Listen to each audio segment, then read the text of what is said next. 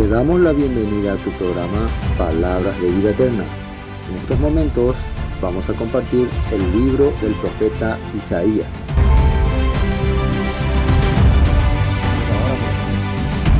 Y ya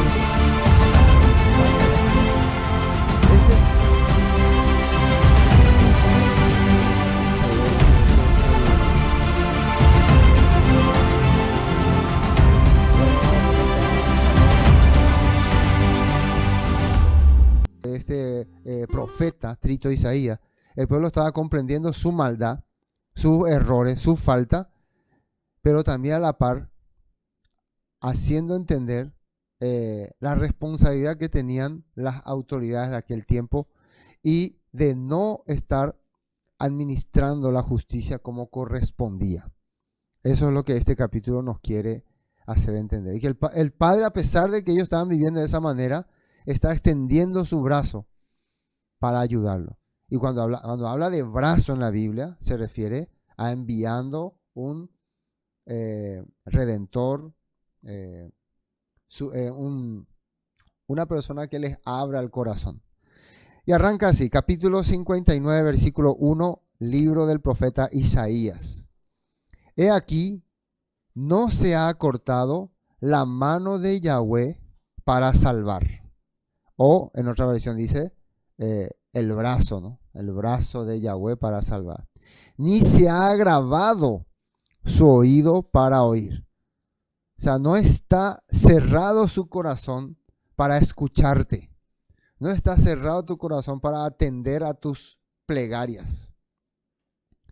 En el libro de Pedro, ¿no?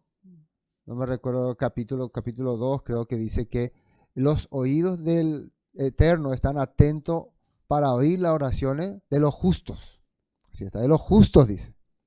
Y en el libro de Juan, en 9:31 dice que Él no oye a los pecadores. Él no oye a los pecadores. Pero si alguno es temeroso del Eterno y hace su voluntad, a ese le oyes. Entonces, ¿por qué no le oiría al pecador? No es porque no quiere rescatar, es porque la palabra pecador significa alguien que se va en contra de la voluntad del Padre. Entonces, ¿cómo puede ser que un pecador esté clamándole? Claro que no, por eso no le puedo oír, porque se va en contra. No es que alguien está pecando y, Señor, gracias porque he pecado. El justo que es, que a pesar de que muchas veces cae, comete errores, siempre se acerca y quiere que el Padre le guíe, a pesar de los errores. Por ejemplo, tenemos como ejemplo al rey David, que él no era una persona que quería ir en contra de la voluntad del Padre, pero era una persona que cometía muchos errores. Por eso la Biblia le llamaba justo. Bueno, vamos a la nota 1 para arrancar. Dice en la nueva traducción viviente, escuchen, el brazo del Eterno, Yahweh, no es demasiado débil para no salvarlos, ni su oído demasiado sordo para no oír su clamor. Esto entonces es lo que el Padre está hablando a este pueblo que por su dureza de corazón prefiere alejarse del Eterno, prefiere alejarse del Todopoderoso. Es como cuando la persona dice, no, yo ya no tengo más solución, ya se acabó ya. En dos partes hay eso. Uno, cuando vos estás demasiado ya corrompido, cuando ya exageradamente te corrompiste, voy a pensar que ya no tenés más por salida, que ya ese es tu destino. Y en la Biblia dice, no, mi brazo, mi redentor, mi salvador, no es débil para no rescatarte de ese lugar. El que yo puse, porque no estaba hablando literalmente de un brazo, ¿no? Aunque muchas veces en las imágenes vemos un brazo, ¿no? Así que, pero literalmente sí está hablando de un personaje. En la Biblia, la palabra el brazo del Eterno es un personaje, un ser, un enviado, un ungido. Y como hoy vamos a ver acá, una palabra que encontramos en este capítulo, un goel. Y voy a explicar después qué es, un goel. Bueno, empezamos entonces con ese primer versículo. Versículo 2. Pero miren, pero vuestras iniquidades han hecho división entre vosotros y vuestro Elohim. Y vuestros pecados han hecho ocultar de vosotros su rostro para no oír. O sea, yo estoy dispuesto para darle mi brazo, para escuchar sus oraciones, pero algo interrumpe, algo impide. ¿Qué cosa es? Sus iniquidades. Iniquidades son sus acciones contrarias al Todopoderoso. Si estamos viviendo contrariamente al Padre, ¿cómo vas a poder escucharle? ¿Cómo Él te va a poder escuchar si vos te vas en su contra? Han hecho división, dice, entre vosotros y vuestro Elohim, y vuestros pecados, transgresión a la Torah. Aparte de que viví una vida corrupta, transgredí la Torah. Han hecho, dice, ocultar de vosotros su rostro para no oír. O sea, no es culpa del Padre que no llega a la vida de las personas, en este caso, a los israelitas que estaban viviendo después del regreso de Jerusalén a Babilonia. Y ellos, aunque quisieron restaurar, esto para hablar un poco de historia, aunque quisieron restaurar Jerusalén, quisieron poner todas las cosas en regla, después de que se establecieron líderes, establecieron estatutos, decretos, empezaron a vivir corruptamente. ¿En qué sentido fueron corruptos? Esto es importante entender. No aplicaron justicia al más necesitado. Imponían reglas, leyes, pero esas leyes eran cargas para los más oprimidos. Ese era el pecado.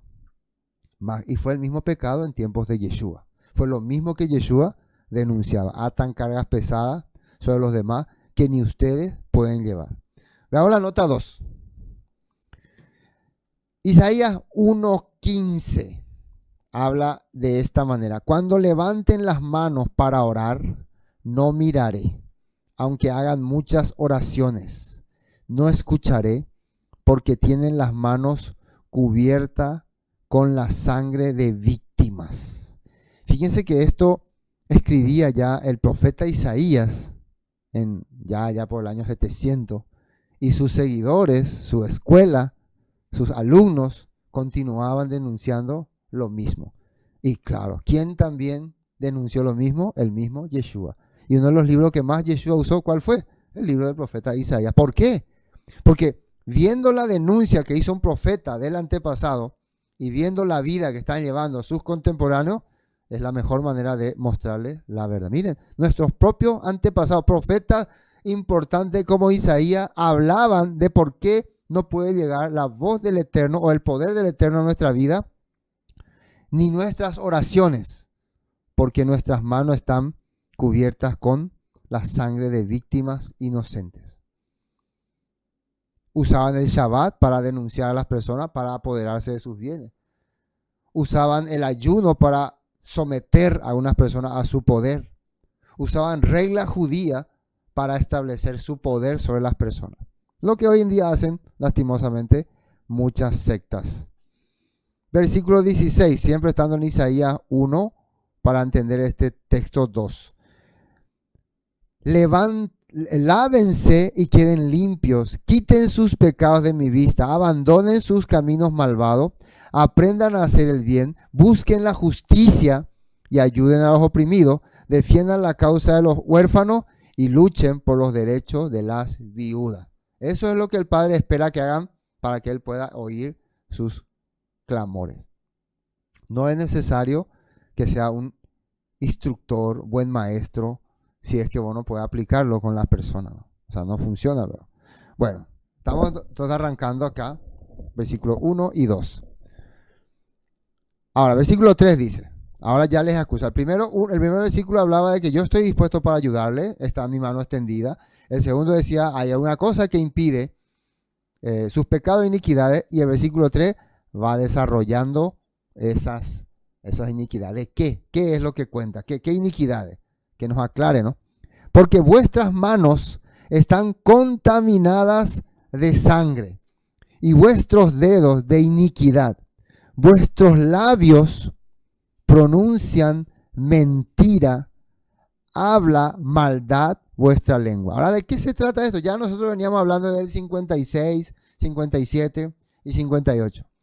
Cuando hablaba de el templo está abierto para todos los que quieren invocar mi nombre, para el eunuco, para el que guarde mi reposo. Que en aquella época muchos líderes utilizaban los estatutos, las reglas para acusar a otra persona. Cuando nosotros hablamos de mentir, eso también tenemos que aclarar, porque está tan mal enseñado ese punto que yo, por ejemplo, para salvar la vida a alguien, puedo mentirle. Ahora diría, el pastor enseña a mentir, ¿no? Luego yo le dije un ejemplo, supongamos que acá está el hermano Tadeo, ¿no? Y como él es muy importante en la milicia, por ahí tiene algunos enemigos que quieren asesinarlo, ¿no? O quieren hacerle algún daño terrible. ¿Y qué sería más que asesinarlo, no? Entonces, él viene corriendo acá y entra y se refugia. Y me dice, pastor, por favor, si viene alguien, no le diga que estoy acá. Y bueno, y viene esa persona, pastor, ¿vos le viste a Tadeo entrar por acá?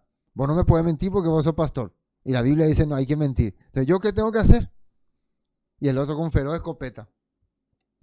¿Tengo que decirlo o no? Y tendría que, si quiero salvar la vida de hermano Tadeo, tendría que mentirle, ¿no? Y ahí yo estaría pecando. Claro que no. Porque yo estoy salvando una vida. Entonces, cuando la Biblia dice, no mentirás, y está bien claro, dice, no dirás falso testimonio contra tu prójimo, dice. Contra tu prójimo, quiere decir algo que vaya a afectarle a esa persona. El caso de que yo le diga a la persona que quiere dar un escopetazo a Tadeo, no está acá, entonces yo le estoy afectando a Tadeo. Al contrario, yo le estoy salvando. Cuando yo les digo a mis hijos, mira, no voy a salir en la calle porque puede venir el coco y te lleva. Es un mentiroso el papá. No, yo estoy porque en la calle realmente hay gente que le puede secuestrar, el vehículo que le puede hacer atropellar, muchas cosas. Entonces, cuando yo quiero salvarle la vida a alguien, muchas veces, algunas cosas no puedo decir realmente. Eso es diferente, ¿no? Entonces, que se entienda ese punto acá. Entonces, cuando pronuncia mentira, habla maldad vuestra lengua. Maldad, ¿qué significa? Algo que perjudica, se opone a la voluntad del Padre, daña a la persona. Eso estaban haciendo ellos en aquella época, utilizando la Torá, las leyes. Un libro contemporáneo, esto es el libro de Malaquías, ¿no? Malaquías denunciaba a los líderes que ellos habían abandonado a sus esposas de su juventud. Las habían abandonado. ¿Por qué? Porque había entrado un pensamiento en ellos de que así como Abraham tomó una esposa para poder procrear hijos, nosotros también, él es nuestro padre, nosotros también podemos tomar esposa más joven. Pero en su mala interpretación, ellos empezaban a abandonar a sus esposas mayores para involucrarse con mujeres jóvenes. Y para justificar su acción, tomaban textos de la Escritura. ¿Y qué pasó más adelante? Ya en tiempos de Yeshua, cuando Yeshua les denuncia. Cuando ellos se van y le preguntan, Moisés permitió el divorcio. Y él les dice, no. Por la dureza de sus corazones, se le permitió dar carta de divorcio en los tiempos de Moisés. Dureza de corazones. Pero al principio el plan del Padre, que era varón y hembra se unirán, ¿no? Dejará su casa y se unirán. Así le estableció. Entonces, en realidad lo que ellos tenían proyecto, Yeshua ve en sus corazones, que ellos, teniendo todavía a su esposa, ya querían casarse con otra. Casarse con otra. Ahí cuando dice, creo Mateo 5, oíste que fue dicho, no cometerá adulterio, pero yo digo, cualquiera que mira a otra mujer para codiciarla, ya adulteró con ella en su corazón. No era el hecho de que pasa una mujer y vos le mira. El hecho era que ellos estaban observando a otra mujer para que sea su esposa, para casarse con ella. Pero para eso tenía que estar desligándose de la que tenía. Entonces, normalmente ellos justificaban que ellos no cometieron adulterio porque ellos primero le dieron carta de divorcio a su esposa y después tomaron a esa mujer. Pero Yeshua le está acusando, no, pues ustedes antes ya estaban teniendo eso en su corazón y eso Dios, aunque acá la ley terrenal no ve como adulterio, no les puede acusar, pero Dios sí ya ve. Dios ya está viendo lo que hay en la intención de sus corazones. ¿Por qué es importante este libro de capítulo 59? Porque nos revela ese tipo de pecado. la maldad que está surgiendo en el corazón de los hombres religiosos y que muchas veces no se puede notar, no se ve. Nota 3. Jeremías 2:20. He castigado a tus hijos, pero no respondieron a mi disciplina. Tú mismo mataste a tus profetas como un león mata a su presa. Esto está hablando Jeremías contra el pueblo que después iría cautivo a Babilonia. Jeremías 2:34. Tus vestidos están manchados con la sangre de los inocentes y de los pobres, aunque no los sorprendiste robando tu casa. Esto Jeremías está hablando contra las autoridades ahí de Jerusalén. Aunque ustedes están ahí presentándose, el rey, por ejemplo, se iba y ofrecía sacrificios, era alabado por el pueblo, pero en realidad atrás él estaba cometiendo crímenes. Estaba denunciando el profeta Jeremías la atrocidad que estaban cometiendo y después que querían mostrarse ante el pueblo como hombres de fe. Oseas 4:2, un poco más atrás, Oseas es contemporáneo de Isaías. Haces votos y los rompe, matas, robas y cometes adulterio. Hay violencia en todas partes, un asesinato tras otro. Esa era la condición que estaban viviendo los israelitas en tiempo de probablemente el rey Jeroboam II. Y una de las características en tiempo de Oseas era que ellos tenían ahí la adoración a Baal, pero también tenían la adoración al Todopoderoso a través de los becerros de oro.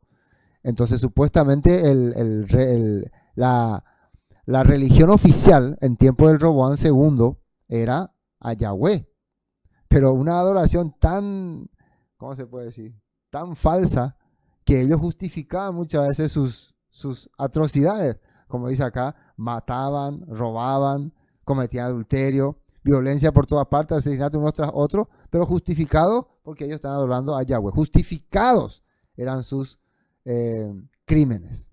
Eso en tiempo de Oseas. Yo toqué este tema para comparar con los tiempos ahora que Isaías está denunciando. Y Mateo 23:25, palabras de Yeshua. ¿Qué aflicción les espera, maestros de la ley, religiosa y fariseos, hipócritas? Pues se cuidan de limpiar la parte exterior de la taza y del plato, pero ustedes están sucios por dentro, llenos de avaricia y se permiten todo tipo de excesos. En la antigüedad los vasos no eran transparentes como ahora, ¿no? Ni los jarrones.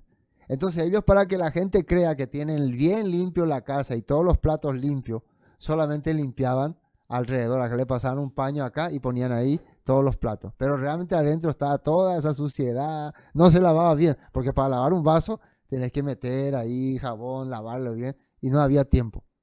Entonces, para aparentar que todo estaba limpio, ellos lo cubrían toda esta parte y ponían ahí, qué limpio la casa de esta persona. Eso Yeshua les estaba denunciando. Ustedes de apariencia se les ve limpio, pero adentro están llenos de inmundicia y se permiten todo tipo de exceso. Me gusta esta traducción, la traducción viviente, ¿no? Porque estaba hablando que el pecado de los israelitas, de los judíos, de los religiosos, es que ellos aprovechaban su poder político para hacer todas las cosas y ir encima del pueblo. Lo mismo que ahora está denunciando el trito Isaías. Lo mismo. Ahora podemos entender por qué Yeshua usaba tanto estos textos. Porque concordaba con la vida y el comportamiento de los israelitas en ese tiempo. Y no solamente Yeshua, sino el propio apóstol Pablo va a usar textos de aquí.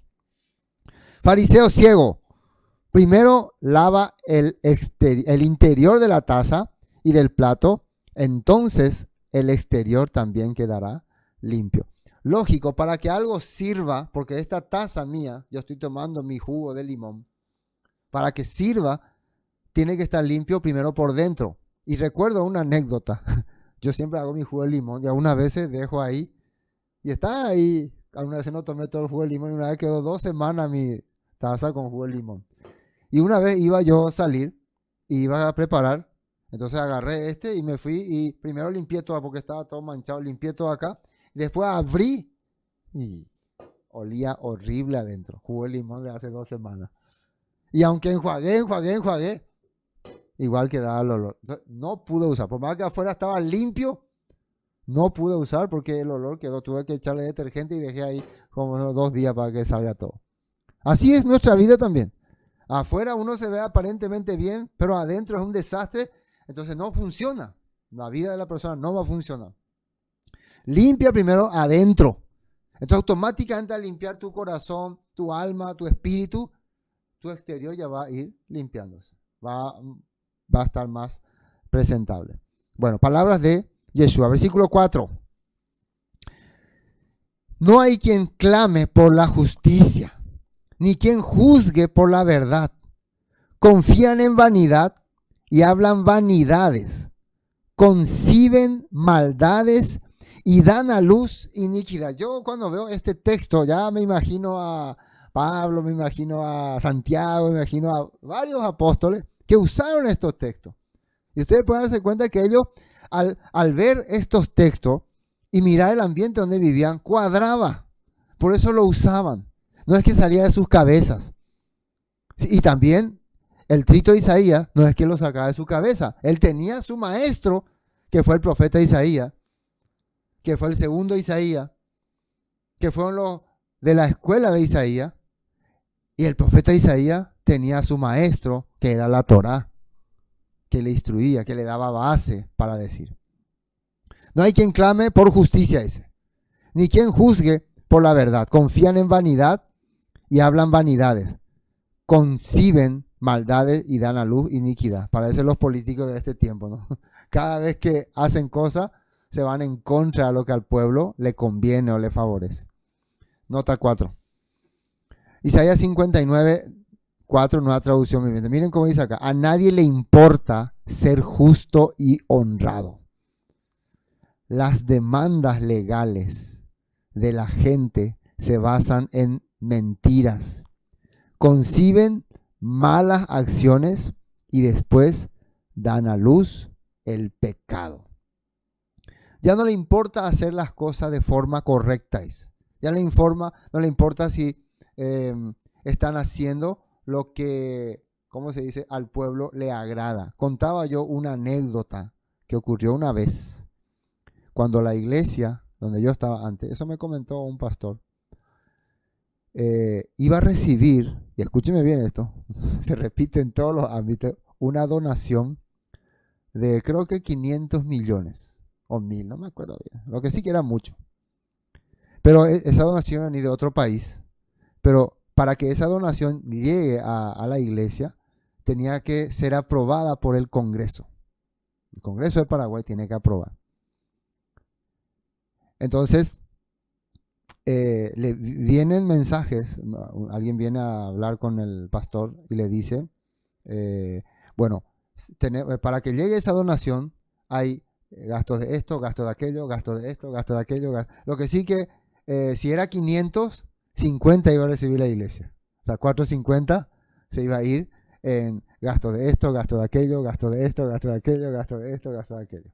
En pocas palabras, prácticamente todo se va para los políticos, las donaciones. Y 50 para el que recibe. Entonces, me recuerdo que esa vez ese pastor dijo, no, yo mejor no recibo. Porque después yo tengo que justificar en qué gasté los 500 millones. Entonces, mejor no, rechazo. Así vienen las donaciones. Así que cuando ustedes escuchan que tal comisión, tal que organización europea quiere donar a Paraguay 80 millones de dólares para darle de comer a los niños, no se lo crean, no se lo crean. No piensen que es para darle de comer a los niños. Tal vez van a usar para darle de comer, pero en vez de comprar productos de buena calidad, van a comprar productos de mala calidad. Así se maneja lastimosamente los gobiernos, todos, porque ya no le importa a muchos ser justos, ya no le importa hacer las cosas correctas, porque cuando la sociedad está corrompida, entonces voy a prácticamente seguir por inercia esa corrupción, ya ni siquiera noté, ni siquiera sentí. Me recuerdo haber escuchado, porque yo siempre sigo las noticias, no sé si es para bien o para mal, pero cuando entró el gobierno de Lugo, después de muchos años de gobierno tradicionales Colorado, él quiso implementar que se aplique la distribución de útiles escolares. Ustedes tal vez no recordarán, pero antes los útiles escolares eran cuadernos y no había ese orden, así. Simplemente se decía que había útiles escolares, así nomás. Se tenía que repartir y nadie estaba controlando, ni se sabía. Además era como, gracias que nos dieron, algo así, ¿no? Pero en realidad eso salía de fondos. Entonces cuando llega el gobierno de Lugo, él trata de que estos útiles de verdad lleguen a las personas y que se vea, se controle. Entonces dice que la gente, y eso a mí me consta, que estaban donde se distribuía, acostumbraban a llevar todo para ellos. Repartía unos cuantos y el resto llevar y lo vendían. Por eso ustedes en un tiempo habrán visto que en todas partes se abría pequeños puestos de venta de útiles escolares. Se abría en cualquier lado. Porque era normal a la hora de repartir llevarlos todos. Entonces cuando este gobierno quiso hacer bien las cosas, los trabajadores se opusieron. Reclamaron. Y acá somos nosotros los que decidimos cómo se tiene que hacer y no va a venir alguien a imponernos. Y hasta se enojaron. Y hasta creían que se les estaba quitando sus derechos. Después de que se empezó a hacer así, entonces muchos, por capricho, agarraron y encajonaron todos los útiles. Y después de varios controles, se encontró un montón de cuadernos que estaban todos guardados, que nunca se habían repartido. Muebles, que ya se estaban descomponiendo todo. Entonces, ¿qué pasa? Como la gente no quiere hacer bien las cosas y como no se le permite llevar para ello, se encapricha y mejor. Ese corazón siempre ha existido. El hombre siempre ha sido así. ¿Y por qué? Porque se ha apartado de Dios, se ha alejado de la voluntad de Dios y no ha querido hacer las cosas como al Padre le agradan. Estamos hablando de esto porque esto es precisamente lo que se está anunciando. A nadie le importa ser justo y honrado. Las demandas legales de la gente se basan en mentiras, conciben malas acciones y después dan a luz el pecado. Y miren lo que escribió Santiago cuando dirigía su carta a los esparcidos de Israel en 1:14. La tentación viene de nuestros propios deseos, los cuales no nos seducen y nos arrastran, dice. Versículo 14, 1:14. 15 dice, de esos deseos nacen los actos pecaminosos. Y el pecado, cuando se deja crecer, da a luz la muerte, dice. Así que no se dejen engañar, mis amados hermanos. Entonces, Santiago también informaba eso en su época a sus seguidores, no a gentiles. Él está hablando a los seguidores de Yeshua. Cuídense porque este mundo está minado de actos de tentación. Bueno, continuemos. Versículo 5 dice, continuando con las iniquidades, incuban huevos de áspides y tejen telas de arañas. El que comiere de sus huevos morirá, y si los apretaren, saldrán víboras. ¿Y acá por qué estos animales? Está hablando de, bueno, este áspides creo que es una víbora, ¿no? Una serpiente venenosa. Entonces, el relator compara vivir una vida de hipocresía y de falsedad todo el tiempo, hace que vos produzca este tipo de bichos venenosos y de extender como tela de araña, ¿no? Y también dice después los aprietan y saldrán víboras. O sea que cuando vos estás viviendo una vida de corrupción, hace que el ambiente donde está se torne un ambiente sucio, peligroso y asqueroso. Veamos lo que dice la nota 5.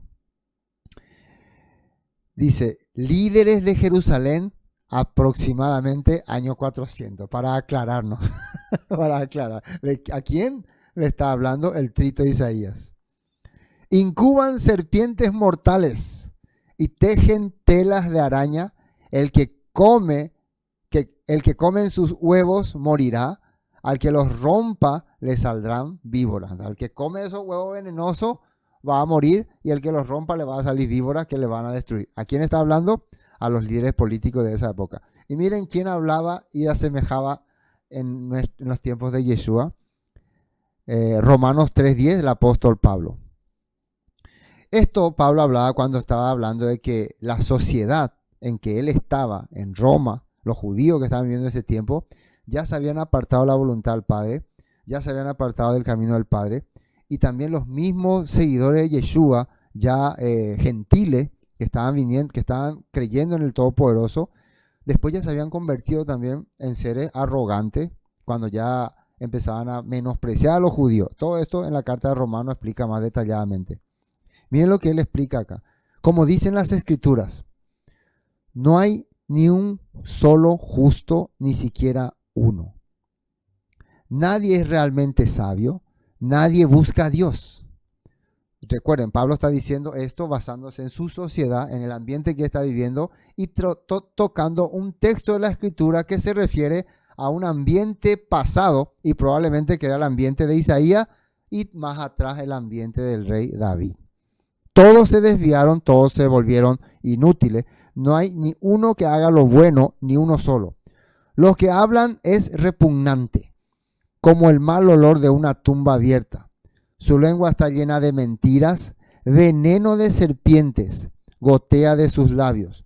Su boca está llena de maldición y amargura. Se apresuran a matar, siempre hay destrucción y sufrimiento en sus caminos. No saben dónde encontrar la paz, no tienen temor de Dios en absoluto. ¿De dónde Pablo está diciendo eso? De un texto bíblico. Y lo está comparando con la situación de los ciudadanos, tanto judíos como gentiles, que están en Roma. Están en Roma por la vida que estaban llevando. Miren, Salmos 14:1. Probablemente escrito por el rey David. Solo los necios dicen en su corazón, no hay Elohim.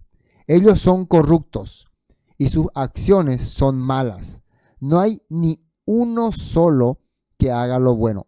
Probablemente el rey David, cuando vio la situación de su país, en el tiempo en que él luchaba contra Amonita, contra Filisteo, contra el rey Saúl, vio este corazón en los ciudadanos, en la población de Israel. ¿Por qué Dios no nos puede librar de los tiempos de los jueces? ¿Por qué no nos ha dado libertad total? Porque ellos decían muchas veces, no hay Dios. Por eso muchas veces iban a Baal, se iban a Dios Amón, se iban a otros dioses. No hay Dios.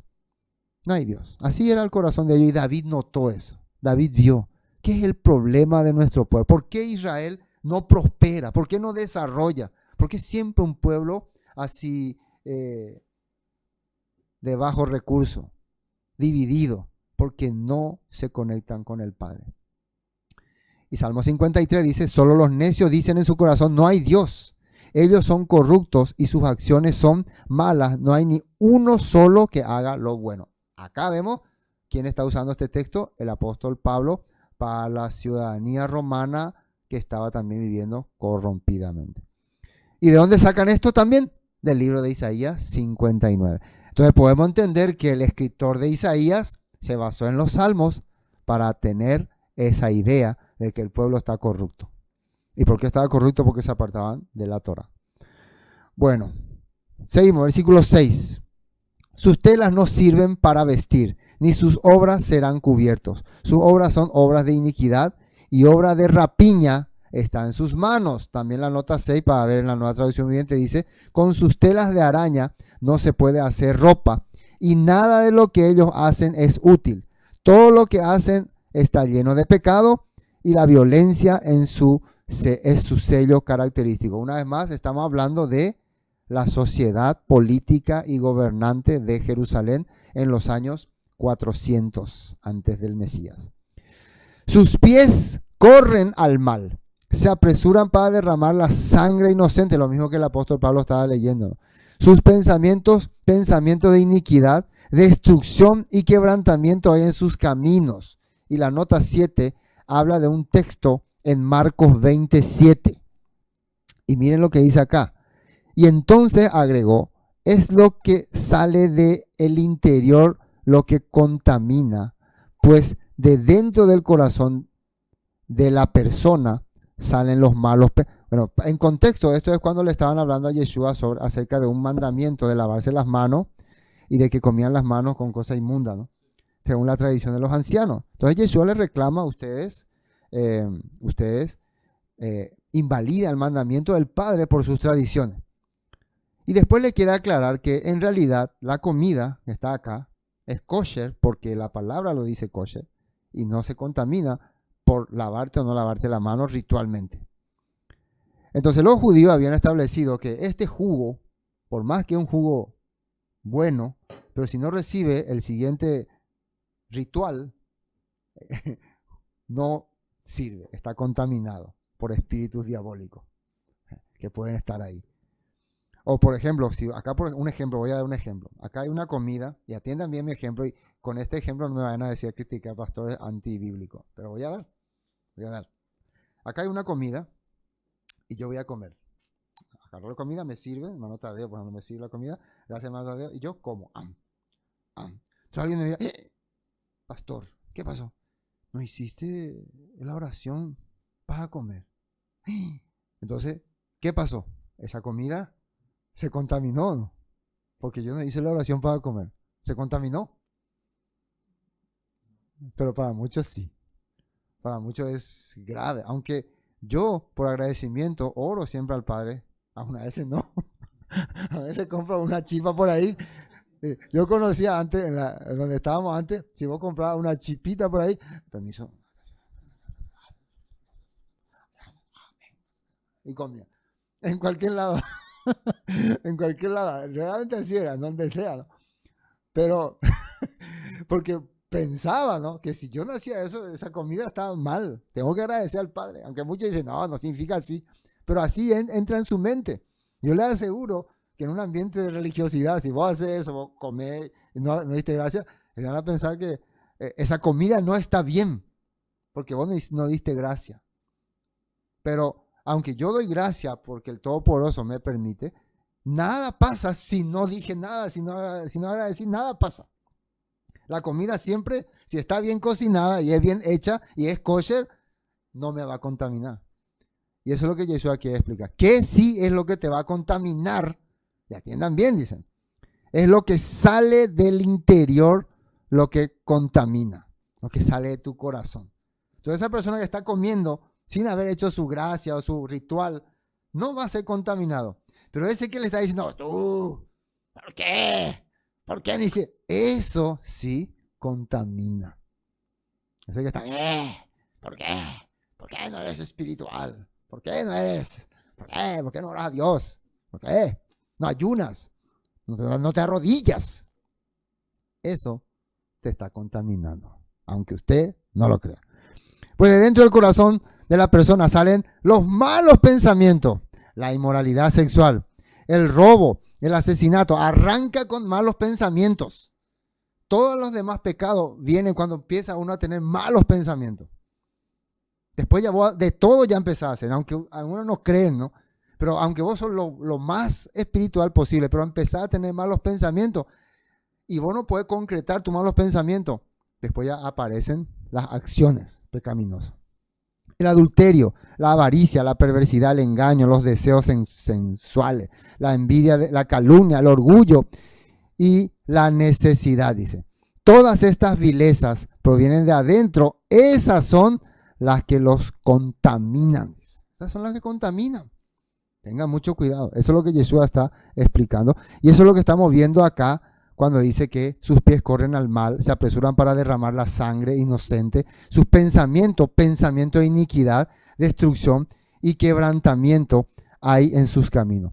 No conocieron camino de paz, ni hay justicia en sus caminos. Sus veredas son torcidas. Cualquiera que por ella fuere, no conocerá paz. Esto también en la Nueva Traducción Viviente dice, no saben dónde encontrar paz o qué significa ser justo y bueno. Han trazado caminos torcidos y quienes lo siguen no conocen un momento de paz. 9. Por eso se alejó de nosotros la justicia y no nos alcanzó la rectitud. Esperamos luz y he aquí tinieblas, resplandores y andamos en oscuridad. ¿Qué significa? Como de nuestro corazón siempre salió cosa inicua, malos pensamientos, no nos llegó la justicia del Padre. Esperábamos luz, dice. Luz significa unidad, unirse con el Padre. Miren la nota 9. La nota 9. En Génesis 1:3 aparece esta palabra, dice, entonces Elohim dijo que haya luz, conexión significa. Y hubo conexión. Y Elohim vio que la conexión, la unión de lo correcto con el Padre era bueno. ¿Qué significa la luz? Este cuarto está en oscuridad y cuando yo entro no puedo conectarme con nada, ni con la silla, ni con nada, porque voy a entrar y voy a tropezar. Pero cuando enciendo la luz, automáticamente yo me conecto con todo, con los que están ahí, con las cosas. Eso es luz. Cuando uno está en tiniebla, no puede hacer las cosas como al Padre le agrada porque no ve, está cegado. Luego separó la luz de la oscuridad. Elohim llamó a la luz día y a la oscuridad noche. Salmos 43:3. Envía tu luz y tu verdad, tu conexión y tu verdad, que ellas me guíen, que me lleven a tu monte santo, al lugar donde vives, a donde voy a recibir tu guía, dice este salmo. Juan 3:19. Esta condenación se basa en la siguiente. Hecho la luz de Elohim llegó, en el siguiente hecho, la luz de Elohim llegó al mundo, pero la gente amó más la oscuridad que la luz. ¿Y cuál era la luz de Elohim? Yeshua. Yeshua vino para mostrarnos las cosas dónde estaban ubicadas. Y nosotros le rechazamos. ¿Por qué? Porque nos gustaba siempre usar el desorden, caminar en desorden. Viene alguien que nos va a mostrar orden, no nos gusta, como el caso que le di de los funcionarios del ministerio, ¿no? No le gustó que alguien venga y ponga orden para repartir los cuadernos, porque ellos siempre hacían a su manera. Y dice, porque sus acciones eran malvadas. Todos los que hacen el mal odian la luz y se niegan a acercarse a ella porque temen que sus pecados queden al descubierto. Pero los que hacen lo correcto se acercan a la luz para que otros puedan ver que están haciendo lo que Elohim quiere. Si yo me acerco al Redentor, el Todopoderoso va a poder manifestar, verse lo que yo estoy haciendo, dice. Entonces, eso es lo que la Biblia dice. Bueno, vamos a adelantarnos porque faltan varios versículos y estamos ya en tiempo. Palpamos la pared como ciegos y andamos a tientas como sin ojos. Tropezamos a mediodía como de noche. Estamos en lugares oscuros como muertos. Está hablando del ciudadano común por causa de la injusticia del pueblo. Gruñimos, dice, como osos todos nosotros y gemimos lastimeramente como palomas.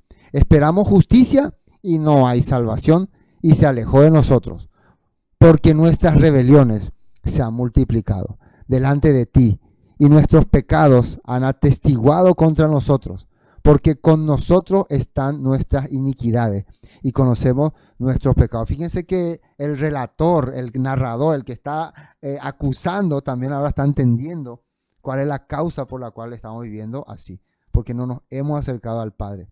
Es como decirle a la población en general, sí, aunque los líderes son los culpables, pero nosotros hemos seguido ese camino. Dijo Oseas, denunció, ¿no?, esas cosas.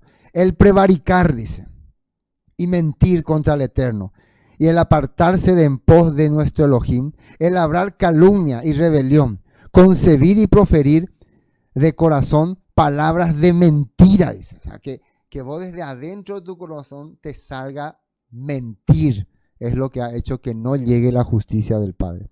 Y el derecho se retiró y la justicia se puso lejos, porque la verdad tropezó en la plaza y la equidad no pudo venir. Y la verdad fue detenida y el que se apartó del mal fue puesto en prisión. Y lo vio el Eterno y desagradó a sus ojos porque pereció el derecho. Entonces las personas que querían hacer lo correcto, que hablaban de la injusticia, eran llevados presos o eran tenidos fuera, eran menospreciados. Las personas que querían hacer lo correcto no se le daba su prioridad. Acá en la nota 14, Isaías 59:14, nueva traducción viviente, dice: nuestros tribunales se oponen a los justos y no se encuentra justicia por ninguna parte. La verdad tropieza por las calles y la honradez ha sido declarada ilegal. Ser honrado ser decente, ser correcto. Hoy en día lo que enseña la tradición cristiana, que la Torá ya se abolió, que la Torá ya no está, que ahora tiene que salir de tu esencia natural el querer hacer lo bueno y querer hacer lo malo. Entonces ya no existe una reglamentación para tu vida. Si a vos te nace, Tadeo, haz lo bueno. Y si no te nace, bueno, total, Yeshua ya murió por tus pecados y ya sos limpio, santo y perfecto. Así es. Entonces lo legal fue declarado ilegal. Sí, así, simplemente. La honradez ya, el que quiere ser honrado es uno que está queriendo esforzarse a cumplir la ley. ¿Por qué te vas a esforzar? No hagas nada. Nosotros somos malos, como somos perversos, no sale nada bueno de nosotros. Esto está denunciando el trito de Isaías. Habacuc 1:4, tiempos de Jeremías, ¿no? Ante la deportación. La ley se ha estancado y no hay justicia en los tribunales. Los perversos suman más que los justos, de manera que la justicia se ha corrompido. Ahí está. El hacer justicia ahora ya no se distingue porque ya hasta los jueces se han corrompido, que ya no se nota más qué pasa. Entonces, así está el mundo en ese tiempo, en los tiempos de Yeshua y en nuestro tiempo. Entonces, ¿cuál es la esperanza? Ahora también Mateo 5:19. Entonces, si no hacen caso al más insignificante mandamiento y les enseñan a los demás a hacer lo mismo, serán llamados los más insignificantes en el reino del cielo. Pero el que obedece las leyes, palabras de Yeshua, de Elohim, y las enseña, será llamado grande en el reino de los cielos. Palabras de Yeshua, palabras de Jesucristo de Nazaret. Les advierto, al menos que su justicia supere a la de los maestros de la ley, que ya es una injusticia, pero que ya no se distingue. La justicia que hacían los fariseos, los saduceos, era totalmente corrompida. Pero ellos no podían distinguir porque ya estaban empapados en eso. Entonces, si vos querés hacer justicia, tenés que superar eso. ¿Qué quiere decir? Tenés que hacer las cosas correctas. Superar la justicia de los fariseos es hacer las cosas correctas. No sé si me entienden, ¿no? Les advierto, al menos que su justicia supere a lo de los maestros de la ley religiosa, ya a lo de los fariseos nunca entrarán en el reino de los cielos. Si vos no podés hacer las cosas correctas, como la Torá y los hombres de fe indican, vas a quedar fuera. Bueno, avancemos. 16. Sí, ¿no? 15. Y la verdad fue detenida y el que se apartó del mal fue puesto hacia el abismo. 16. Y vio que no había hombre y se maravilló que no hubiera quien se interpusiese y lo salvó su brazo y se afirmó su misma justicia. Pues de justicia se vistió como de una coraza con yelmo de salvación en su cabeza, tomó ropas de venganza por vestiduras y se cubrió de celo como de manto. Se dan cuenta que a partir del 15 empieza a haber un giro que el Todopoderoso nos está queriendo hacer entender. Él quiere traer nuevamente justicia a nosotros. Vamos a la nota 16. Isaías 59:16 dice así: estaba asombrado al ver que nadie, el Todopoderoso está hablando, ¿no?, intervenía para ayudar a los oprimidos. Así que se interpuso él mismo para salvarlos con su brazo fuerte. O sea, Mesías restaurador.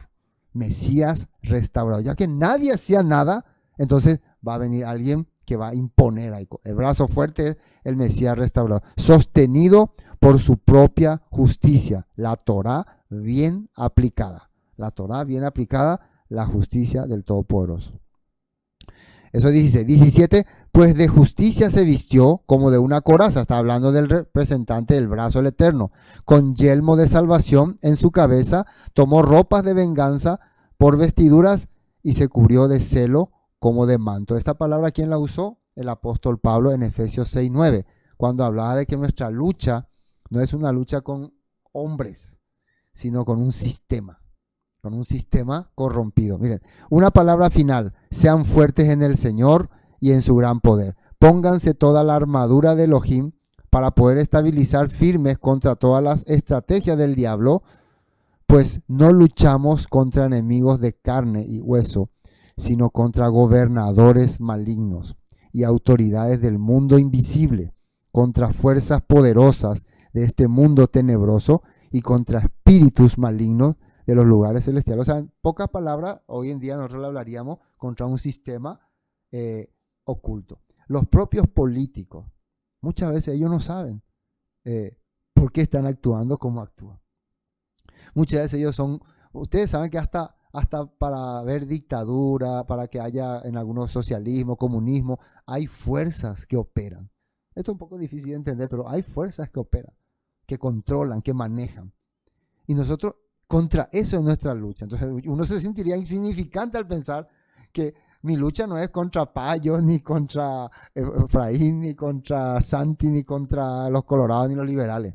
Mi lucha es contra una fuerza que está más allá de tal vez del presidente de Estados Unidos, de Alemania, de Francia. Entonces yo, ¿cómo me siento ahí? Insignificante, ¿no? Muy insignificante. Por eso Pablo hablaba así. Tenemos que prepararnos en una batalla espiritual. Por tanto, pongámonos todas las piezas de la armadura de Elohim, dice, armadura de Elohim, para poder resistir al enemigo en el tiempo del mal. Así después de la batalla todavía seguirán de pie firme. Tenemos que estar cubiertos de armadura celestial. Y eso es la Torá y las enseñanzas que estamos haciendo, cosa que la mayoría lastimosamente se está perdiendo. 18. Como para vindicación, como para retribuir con ira a sus enemigos y dar el pago a sus adversarios, el pago dará a los de la costa. Vamos a la nota 18. Él pagará a sus enemigos por sus malas obras y su furia caerá sobre sus adversarios, les dará su merecido hasta los confines de la tierra. ¿De quién está hablando? Del brazo. El brazo del Eterno va a resolver esta situación. Y quiero mostrarles los textos, me da todavía tiempo. 19. Y temerán desde el occidente el nombre de Yahweh y desde el nacimiento del sol su gloria, porque vendrá el enemigo como río, mas el Rúa del Eterno levantará bandera contra él. Acá ya está hablando de que alguien, algo, le llama el nombre del Eterno. Y ustedes saben que cuando hablamos de nombre, hablamos de acción, no de un sonido, que va a venir. Y miren lo que dice la nota 19. Atiendan bien. Nueva traducción viviente. En el occidente la gente respetará el nombre del Eterno. En el oriente lo glorificará, pues él, que es Mesías restaurador, o acá en la versión hebrea sale la palabra Goel, vendrá como una tempestuosa marea impulsada por el aliento del Eterno. Así que algo va a venir con la fuerza del Todopoderoso. Fíjense que muchas veces el Todopoderoso salvará, el Eterno salvará, pero la Biblia nos está aclarando que es algo de él. ¿Y qué es ese algo? Nada más y nada menos que para nosotros, creyentes en Yeshua, es Yeshua. Para la época del Trito de Isaías era un redentor. Ya él hablaba de un redentor futuro. Él ya hablaba de alguien, de un personaje que no estaba más en sus mentalidades. Probablemente el Trito de Isaías ya estaba acercándose hacia un Mesías restaurador y que para nosotros es Yeshua. Es el anunciador más cercano ya. Porque ¿qué pasó? Ya el templo se destruyó, el templo se reconstruyó, Israel ya se restauró y el pecado continuaba. La corrupción continuaba. Ya hacía falta alguien que venga y restaure los corazones, que haga la circuncisión del corazón. Y ese iba a ser Yeshua, nuestro Mesías. Goel. Vamos a ver la palabra Goel para entender, ¿no? Goel. Es el nombre que se dio en Israel a los jueces, a los varones de una misma familia, descendientes de un antepasado común. A los goeles les correspondía diversos deberes, como rescatar la propiedad familiar que estuviese en manos ajenas. Eso es de donde viene esta palabra goel, para poder entender. O sea, una de las características que tenían era rescatar la tierra otra vez de la familia, que es lo que hace Yeshua, que es rescatar esta tierra, la tierra de Israel, del enemigo. Primero estamos viendo el significado histórico o antiguo de la palabra Goel y por qué la Biblia le menciona a este redentor que habla el Trito de Isaías como Goel. También dice ejercer la venganza de sangre en caso de que uno de los miembros de la familia hubiera sido víctima de un homicidio, o ejercer el deber del levirato para dar sucesión legal a miembros difuntos de la familia que hubieran muerto sin descendencia. Entre los goeles existía una jerarquía, posiblemente dependiendo de la primogenitura de las líneas familiares. En líneas generales se denomina goel a la persona que puede tomar la justicia de su mano con el fin de vengar a quien atenta contra un ser amado. En el Antiguo Testamento se dice que Elohim es el goel de Israel, ya que fue por medio de él que se lograron muchas hazañas contra los que sometieron al pueblo judío. ¿Por qué estamos mencionando esta palabra goel? Porque es lo que aparece en Isaías 59, ahí en el versículo 19 y 20 aparece la palabra goel. ¿Y de qué está hablando? De un redentor, de alguien que puede restaurar la tierra, vengar, hacer venganza. Bueno, 20. Y vendrá, ¿qué dice ahí? El goel a Sión.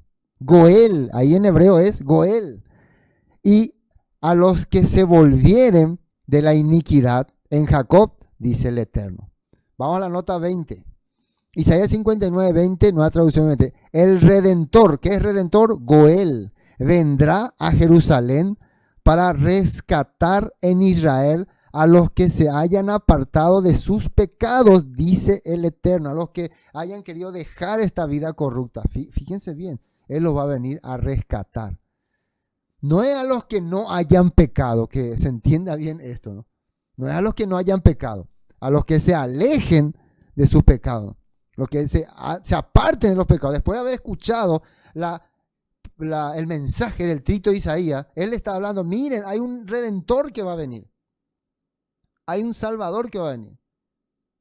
Un goel. Otra vez, significado de goel. Puse varias veces porque en cada capítulo se refería a un punto. Goel. Goel es un término hebreo que proviene de la palabra Gaal. Por lo tanto, significa redentor, que en la Biblia y en la tradición rabínica denota a una persona que como el pariente más cercano de otro está encargado de restaurar los derechos de otro y vengando sus agravios. En la Biblia King James, autorizada, se hace pariente redentor y vengador, así figura, ¿no? Pariente. Por eso en Mateo 1 dice, Yeshua, que significa salvará a su pueblo de sus pecados, porque son su gente y Él los va a redimir, es su goel, su vengador, su redentor. En el libro de Isaías, Elohim es llamado el redentor de Israel. Como Él redime a su pueblo del cautiverio, el contexto muestra que la redención también implica pasar a algo mayor. En el cristianismo, el título Goel se aplica al Mesías, a Cristo, que redime a sus creyentes de todo mal por el pago de un rescate, para poder entender un poco de qué la Biblia está hablando. Otro significado de Goel. Goel, en hebreo, redentor. O sea, ya saben que esa palabra Goel, entonces redentor, o redentor de Elohim. Es el participio del verbo Gaal, o liberar, libertador también es. En la ley hebrea, si un judío se había visto obligado a venderse por deudas a un extranjero, venía a ser obligación de su pariente más próximo rescatarlo. Eso está en Levítico 25:47. O sea, un goel es alguien, tu pariente, que vos por deuda te vendiste, entonces él tiene la obligación de pagar para que pueda rescatarte. Tu pariente paga por tu rescate. ¿Qué hizo Yeshua por nosotros? Pagó con su vida, ¿no?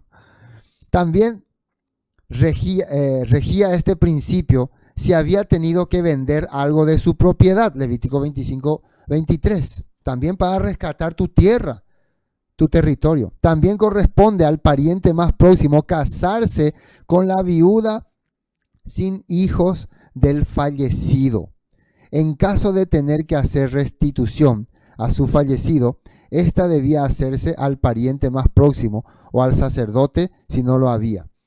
El Levítico 6:1. Era también deber del goel o pariente más próximo la venganza de la sangre del que hubiere sido víctima de un homicidio voluntario. Todas estas cosas para entender lo que la Biblia nos está explicando y por qué acá en Isaías aparece este término Goel. Y entonces podemos entender de quién está hablando, de un futuro redentor que va a traer justicia para aquellos que están ahora siendo afligidos por este pueblo corrupto y para aquellos que están buscando recuperar su tierra, su país. Finalmente, 21, y este será mi pacto con ellos, dijo el Eterno.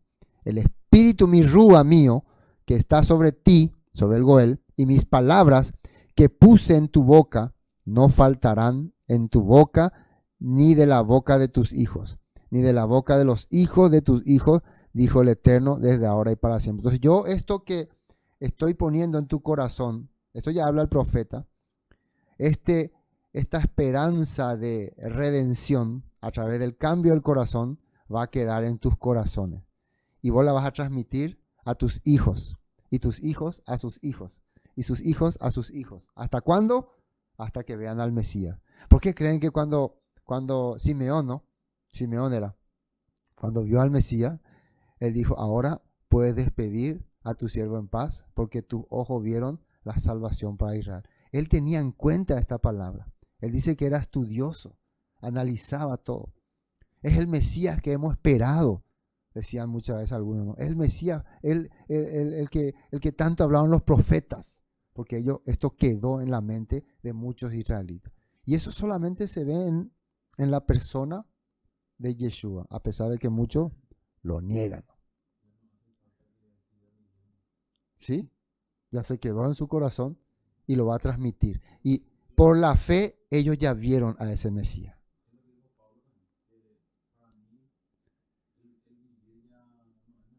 ¿Sí? El morir es ganancia. Y vivir ya es una bendición. El morir es una ganancia. Así era para el apóstol Pablo, porque él ya por la fe ya podía ver el tiempo de la restauración. Imagínense la mujer samaritana cómo se sintió cuando se enteró que Yeshua era ese Mesías prometido. ¿Se acuerdan que le dijo a Yeshua, sé que ha de venir el Mesías? Él nos aclarará todas las cosas. Ese era el objetivo mesiánico. Terminamos con este texto en Nueva Traducción Viviente. Y este es mi pacto con ellos, dice el Eterno. Mi rúa no les dejará, ni tampoco estas palabras que les haya dado estarán en sus labios. Y en sus labios de sus hijos, estarán en sus labios, y en los labios de sus hijos, y en los hijos de sus hijos, para siempre yo el Eterno he hablado. El Padre dejó esta promesa hasta que lleguen el Mesías. Por eso ellos entendían, por eso ellos reconocieron a Yeshua como el cumplimiento de estas palabras. Para nosotros, el trito de Isaías es la clara manifestación de la esperanza de un Goel para Israel. Y que aunque no lo vieron en su tiempo, su descendencia lo iban a ver. Y termino con este texto de Jeremías 31, 33. Pero este es el nuevo pacto que haré con el pueblo de Israel después de esos días, dice el Eterno. Pondré mis instrucciones en lo más profundo de ellos y las escribiré en su corazón, y yo seré su Elohim y ellos serán mi pueblo. Esta promesa también Jeremías le dio a ellos cuando iban a ser llevados cautivos a Babilonia. Y esta promesa continuó transmitiéndose en tiempos de Yeshua, por eso la vemos en el libro de Hebreos, escrita para los creyentes en Yeshua, Hebreos. Amén. Espero que esta palabra haya sido de mucha bendición y nos haya dado mucho entendimiento. El Todopoderoso nos está guiando constantemente. Entonces, vamos a llegar después a la futura gloria de Sión. Levántate, resplandece, porque ha venido tu luz. Se fijan que ahora el narrador de Isaías ya quiere poner en sus corazones el restaurador y su futura gloria. En sus corazones quiere poner, porque en su vista no va a estar, pero en sus corazones sí. La futura gloria de Sión ha nacido sobre ti. Pero esto vamos a verlo la próxima semana. No se lo pierdan, está candente. Capítulos finales de Isaías. ¿Cómo se dice así cuando estamos terminando? Estamos en los capítulos candentes, no se lo pierda. Esté atento. Y hasta aquí vamos a compartir. Shalom. Bueno.